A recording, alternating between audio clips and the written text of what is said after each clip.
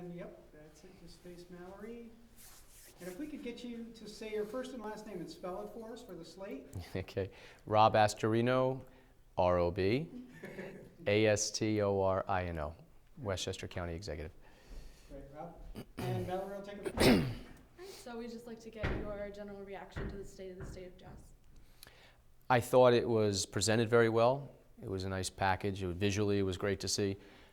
The details I'd like to hear about probably in the next 2 weeks when the budget comes out. I heard a lot of spending, sometimes with the word investment used, but it's spending.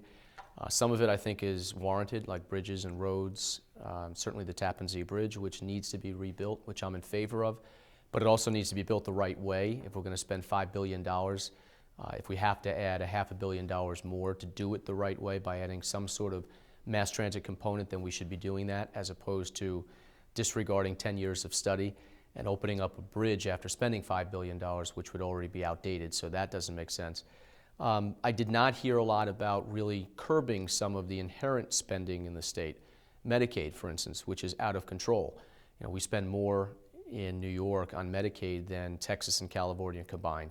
Clearly, we've got to reform how we deliver Medicaid and spend on Medicaid in the state, which is a cost factor to the counties that's astronomical. In Westchester, we spend $220 million for state-funded, state-prioritized Medicaid. So we have to come up with that money, and it's all property tax dollars, which makes it a lot harder to do the things that we want to do on a local level. It's, you know, policing our own roads, et cetera. Pension reform is another thing that he just sort of scratched the surface. We can tinker around the edges, create a new Tier 6, but that's a problem that is going to exist now, pension-wise, for another 10, 20, 30 years. So we've got to fix the problems that exist today, not just look down the road. Rhode Island is a perfect example. A Democratic state treasurer, a governor who was a Republican, now an independent, and a state legislature that is dominated by Democrats, looked at it, it's a math problem, realized the system was broken, and they're fixing it, including the system that is in effect today for workers today.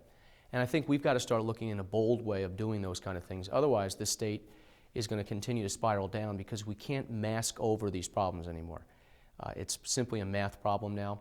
So if we continue to spend like we do on Medicaid, if we continue to increase automatically education aid 4 or 5%, a pension system which everyone understands is broken, and invest $25 billion in spending projects around the state, I don't know where this money is coming from. You know, the fairy godmother, I don't think, is coming to New York and giving us $25 billion to do these things. So having said that, I'd like to see in the budget in 2 weeks how he's going to attack some of these spending problems which affect property taxpayers in Westchester and throughout the state. We're footing the bill for the state programs. They're spending and sending us the bill. So we'd like to see how he's going to do that in this budget. Thank you. Is there anything else you want to add? No? Yes? Okay? No. Great. Thank you.